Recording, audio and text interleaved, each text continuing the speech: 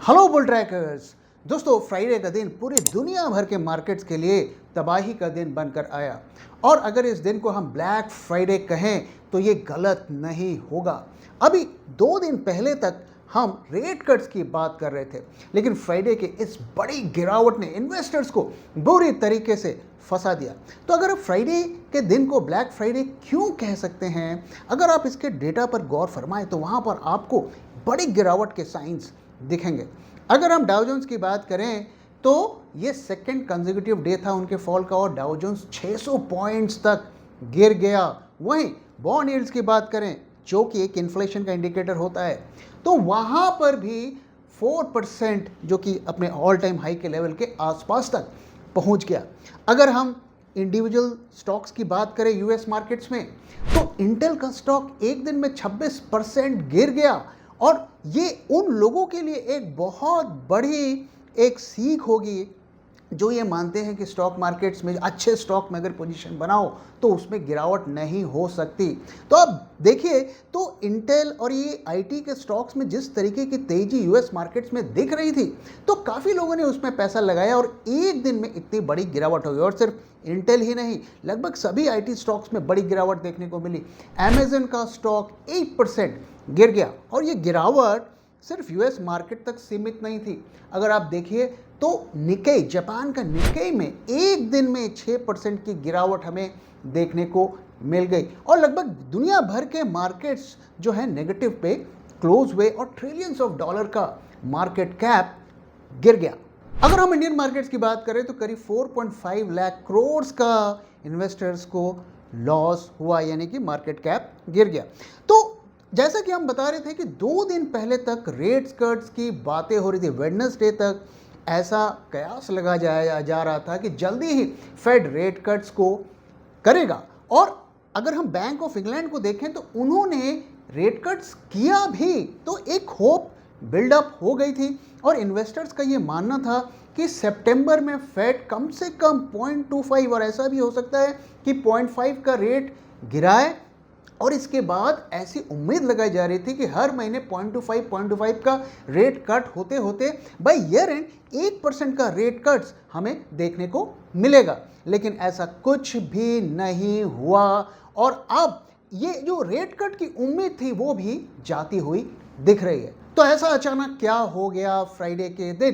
तो फ्राइडे में यूएस में जॉब्स का डेटा आया जो कि एक्सपेक्टेशंस के मुताबिक नहीं आया, जिसको देखकर फेड के चेयरमैन पावेल ने यह स्टेटमेंट दिया, and I quote, cracks are starting to form in the labour market. यानी कि फेड ये कह रहे हैं कि लेबर मार्केट, जो जॉब्स का डेटा आता है वहाँ पर जो बहुत प्रॉब्लम्स दिखाई दे रही है। ऐसा वो क्यों कहे? क्योंकि अगर आप जॉब्स के डेटा का अगर आप गौर से देखेंगे तो वहाँ पर प्रॉब्लम आपको नज़र आएगी। तो कितनी जॉब्स यूएस मार्केट में, यूएस में ऐड हो रही हैं, अगर उनके जॉब का मंथली डेटा आप ट्रैक करें तो जो जून का डेटा अगर आप देखिए तो करीब 1,79,000 यानी कि 1,79,000 जॉब्स जून में ऐड हुए। और उसके बाद जुलाई में ये उम्मीद लगाई जा रही थी कि 1,85,000 जॉब्स ऐड होंगे, लेकिन इन रियलिटी कितने जॉब्स ऐड हुए? 1,14,000, यानी कि करीब 60,000 जॉब्स कम ऐड हुए। और मार्केट की जो एक्सपेक्टेशंस थी, एनालिस्ट की जो एक्सपेक्टेशंस थी, वो मीट नहीं हो पाई। इसलिए ये एक बड़ा सरप्राइज रहा मार्केट के लिए, जिसकी वजह से मार्केट ने नेगेटिवली रिएक्ट किया। क्योंकि ये जो रेट कट्स थे और ये जो उम्मीद लगाई जा रही थी कि अब इकॉनमी वापस से स्टेबिलिटी की तरफ जा रही है, इन्फ्लेशन कंट्रोल हो रहा है, तो वो सब कुछ मार्केट में प्राइस्ड इन था। और ये सिर्फ यूएस मार्केट तक ही प्राइस्ड इन नहीं था। अगर हमारे मार्केट्स को भी देखें तो बजट में जो कैपिटल गेन टैक्सेस में बढ़ोतरी की गई उसको भी मार्केट ने इग्नोर कर दिया और उसके बाद मार्केट नई ऊंचाइयों को छूते छूते 25,000 के लेवल तक पहुंच गया। क्योंकि मार्केट ये मान रहा था कि इट्स अ डन डील, अब रेट में कट्स की शुरुआत होगी और मार्केट में एक नई तेजी आएगी और अगले हर महीने रेट कट्स होते जाएंगे। इस उम्मीद पर मार्केट, दुनिया भर के मार्केट नई ऊंचाइयों को छू रहे थे। तो ये जो उम्मीद थी कि रेट कट्स होंगे अब वो पूरी तरीके से खत्म हो गए। अगर आप देखिए तो सितंबर में जो उम्मीद लगाई जा रही थी कि रेट कट्स तो होने ही होने, वो लगभग ख़त्म हो गई है। और अगर आप फेड के मीटिंग का कैलेंडर देखें तो अब जो नेक्स्ट मीटिंग हो रही है नवंबर में, यानी कि नवंबर से पहले कोई रेट कट होने वाला नहीं है। तो नवंबर तक हमें इसी तरीके से मार्केट के भरोसे बैठना पड़ेगा और उसके बाद ही हम रेट कट की उम्मीद लगा सकते हैं। तो यहाँ पर कुछ प्रश्न उठते हैं कि क्या मार्केट में रिसेशन आएगा, दूसरा क्या रेट कट होगा, तीसरा अगर रेट कट होगा तो ये मार्केट के लिए पॉजिटिव होगा या नेगेटिव होगा, और चौथा कि इंडियन मार्केट्स में हम किस तरीके की पोजीशन पर बैठे हुए हैं। तो इन सब चीज़ों के बारे में इस वीडियो में हम बात करने वाले हैं। तो पहला प्रश्न ये है कि क्या रिसेशन आएगा। दोस्तों, मैं जब यूएस में लोगों से बात करता हूँ, वहाँ में जो बैंक में काम करते हैं या आईटी में काम करते हैं, तो वहाँ से मुझे यही फीलिंग मिलती है कि यूएस ऑलरेडी रिसेशन में है, बट समहाउ जो इसको खबर को किसी तरीके से दबाया गया है ताकि पैनिक ना बैठे।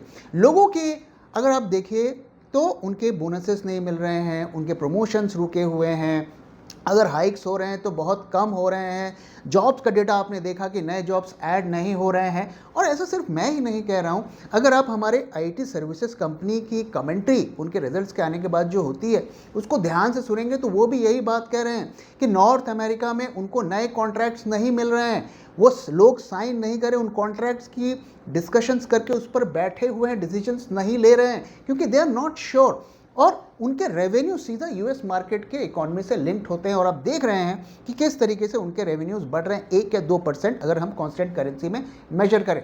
तो क्लियरली जो रिसेशन तो एक तरीके से आना ही आना है। अब क्वेश्चन ये है कि क्या सॉफ्ट लैंडिंग होगी या हार्ड लैंडिंग होगी। एनालिस्ट इसमें बटे हुए हैं, कुछ ये मानते हैं कि छोटा रिसेशन आएगा और सॉफ्ट लैंडिंग होगी, और कुछ ये मानते हैं कि नहीं, full blown recession is inevitable. तो इसके बारे में मैं नहीं कह सकता कि हार्ड लैंडिंग होगी या सॉफ्ट लैंडिंग होगी, छोटा रिसेशन आएगा या बड़ा आएगा। लेकिन एक चीज़ तो क्लियर है दोस्तों कि ऑलरेडी जो वर्ल्ड मार्केट अगर आप देखिए इकॉनमी, तो ये रिसेशन में है। अलग अलग कंट्रीज अलग अलग तरीके से उसे मैनेज कर रहे हैं, लेकिन जिस दिन यूएसए ने डिक्लेयर कर दिया कि वी आर इन रिसेशन, उस दिन वर्ल्ड वाइड लोगों को भी मानना पड़ेगा कि रिसेशन आ गया है। दूसरा प्रश्न ये उठता है कि क्या रेट कट होगा। दोस्तों, अगर आप मेरे वीडियोस को देख रहे हैं तो मैंने शुरू से ही ये व्यू पॉइंट लिया है कि इतनी जल्दी रेट कट्स नहीं होंगे, क्योंकि पास्ट में भी एक बार फेड ने ज़रूरत से जल्दी रेट कट शुरू कर दिए थे जिसका खामियाजा उन्हें भुगतना पड़ा था। वो लेसन को वो अभी तक नहीं भूले हैं। तो अगर आप देखिए तो मार्च से, इस साल के मार्च से लोग अनुमान लगा रहे थे कि रेट कट होगा, रेट कट होगा। अब तो रेट बढ़ गए, अब तो नहीं बढ़ रहे हैं, अब तो गिरने ही गिरने हैं। लेकिन देखिए मार्च से हम अब अगस्त में आ गए हैं और अभी भी हमें रेट कट्स के साइन नहीं दिख रहे हैं। और उसका बड़ा सिंपल सा लॉजिक है क्यों रेट कट्स नहीं होंगे, क्योंकि ऑलरेडी जो मनी फ्लो है, जो लिक्विडिटी है, वो स्ट्रांग है। और उसका प्रूफ क्या है? प्रूफ है स्टॉक मार्केट। अगर आप दुनिया भर के स्टॉक मार्केट्स को देखिए तो वो नई ऊंचाइयों पर है, कई सेक्टर्स में बहुत तेज़ी दिख रही है। तो ऐसा तो तभी संभव है जब मार्केट में लिक्विडिटी है। तो जब लिक्विडिटी है तो काहे का रेट कट? आपकी कंपनीज के रेवेन्यूज ग्रो कर रहे हैं, आपके स्टॉक मार्केट्स ग्रो कर रहे हैं, तो क्यों रेट कट्स किए जाएंगे? ये सबसे बड़ा क्वेश्चन है। हाँ, एक चीज़ का बदलाव आया है कि इन जनरल इतनी कमोडिटी प्राइसेस ऊपर जा रहे हैं, स्टॉक मार्केट ऊपर जा रहा है, गोल्ड ऊपर जा रहा है, लेकिन जो लोगों में प्रॉस्पेरिटी उस तरीके से क्यों नहीं बढ़ रही है? क्योंकि इस रिकवरी को हम के शेप रिकवरी कहते हैं, यानी कि अमीर अमीर बनता जा रहा है और गरीब गरीब बनता जा रहा है। दूसरा रीज़न कि क्यों इतनी जल्दी रेट कट्स नहीं होंगे, उसका कारण है जियोपॉलिटिकल सिचुएशंस। दोस्तों, हम देख रहे हैं कि किस तरीके से ग्लोबल कॉन्फ्लिक्ट्स बढ़ते जा रहे हैं। ये लड़ाई शुरू हुई थी रशिया यूक्रेन के बीच में, और उसमें उसको लेकर भी वर्ल्ड जो है डिवाइडेड था। और ये वॉर सिर्फ दो कंट्री के बीच में नहीं है, ये पूरे वर्ल्ड इकोनॉमी को इम्पैक्ट कर रहा है। और अब एक नया लोचा शुरू हो गया इजराइल और पैलेस्टीन का। तो ये एक साइन है कि ग्लोबल कॉन्फ्लिक्ट्स कम नहीं हो रहे हैं, बढ़ रहे हैं, और एक तरीके से दुनिया जो है पोलराइज्ड होती जा रही है, दो खेमों में बढ़ती जा रही है। तो रिस्क्स आर वेरी हाई। एक और इंटरेस्टिंग चीज आपके साथ शेयर करना चाहता हूं दोस्तों, आप सबने वो वीडियोस देखे होंगे कि यूरोप में और अमेरिका में इमिग्रेंट्स की बाढ़ आ गई है।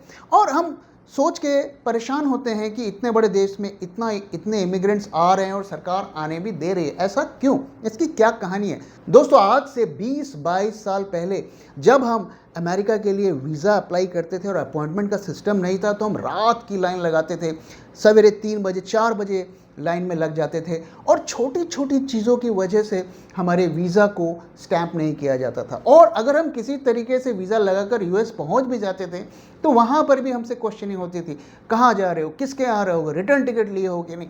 तो इतनी कड़ी कड़ाई थी और आज भी अगर आप ट्रैवल करेंगे तो उसी तरीके की कड़ाई आपको देखने को मिलेगा, चाहे आप यूरोप जाएँ चाहे आप अमेरिका जाएं। फिर ये क्वेश्चन ये उठता है कि क्यों इतने सारे इमिग्रेंट्स को इन कंट्रीज़ में आने दिया जा रहा है? इसके पीछे एक बहुत बड़ा खेल है। दोस्तों, वर्ल्ड जो है अब दो खेमों में बंटता जा रहा है। एक तरफ अगर आप देखिए तो रशिया है और चाइना है और नॉर्थ कोरिया है, दूसरी तरफ बाकी यूरोप और जो नेटो कंट्रीज़ वो हैं।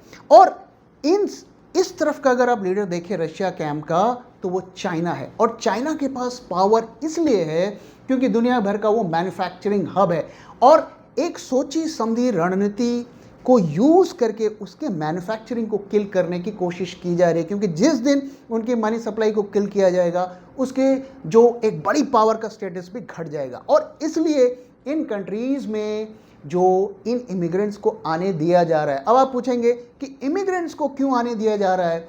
क्योंकि ये सब अब अपने कंट्रीज़ में मैन्युफैक्चरिंग का बेस बनाने जा रहे हैं।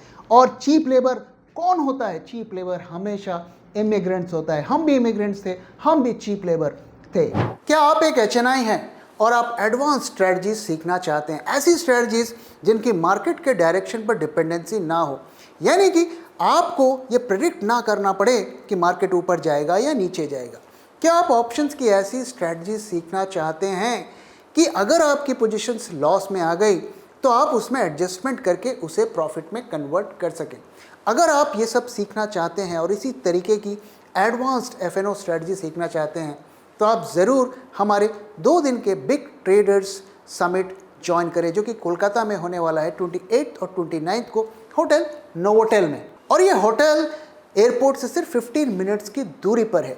इस प्रोग्राम में न सिर्फ क्लासरूम की क्लासेस होंगी, इसके अलावा बहुत सी इनफॉर्मल फ्रेंडली डिस्कशंस भी होंगी, जहाँ पर आप बहुत सारे टिप्स टेक्निक्स भी सीख पाएंगे और कंटिन्यूसली हमारे साथ इंटरेक्ट कर पाएंगे।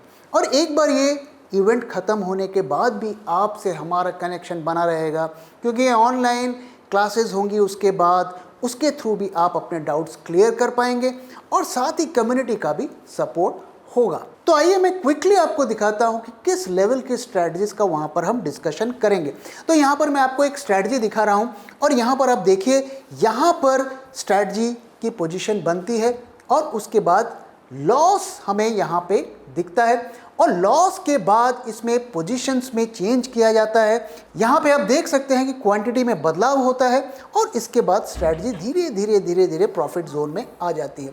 तो अगर आप यहाँ पर इसका परफॉर्मेंस देखें तो किस तरीके से इसके बाद इसने पीछे मुड़ के नहीं देखा और लॉस से स्ट्रैटेजी प्रॉफिट में कन्वर्ट हो गई। तो इसी तरीके कई सारी स्ट्रैटेजीज हम वहाँ पर डिस्कस करने वाले हैं। तो अगर आपको इस प्रोग्राम से रिलेटेड कोई भी जानकारी चाहिए तो feel free to contact us और मैं आपसे मिलूंगा कोलकाता में। तो इमेजिन करिए कि ये जो मैन्युफैक्चरिंग बेसेस अगर यूरोप में और अमेरिका में बन गए तो किस तरीके से उसका एक long term impact world economy में होगा और एक न्यू वर्ल्ड ऑर्डर बन जाएगा। और कहीं ना कहीं जो हम अपने कंट्री को भी एक मैन्युफैक्चरिंग हब बनाने जा रहे हैं, उसके ड्रीम पर भी एक बड़ा इम्पैक्ट पड़ेगा।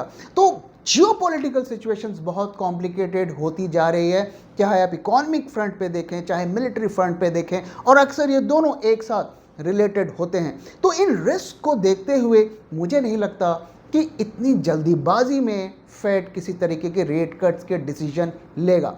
अब आइए तीसरे प्रश्न की तरफ बढ़ते हैं कि ये रेट कट्स मार्केट के लिए पॉजिटिव होंगे या नेगेटिव होंगे। दोस्तों, जब भी हम किसी प्रश्न का आंसर ढूंढने की कोशिश करते हैं मार्केट में तो हम पास्ट की तरफ देखते हैं। तो पास्ट के अगर हम डेटा को स्टडी करें तो 1998 में जब रेट कट्स हुए थे, फेड ने रेट बढ़ाकर जब गिराने शुरू किए थे, तो उसके बाद मार्केट्स 3 महीने के अंदर 7.2% गिर गए थे।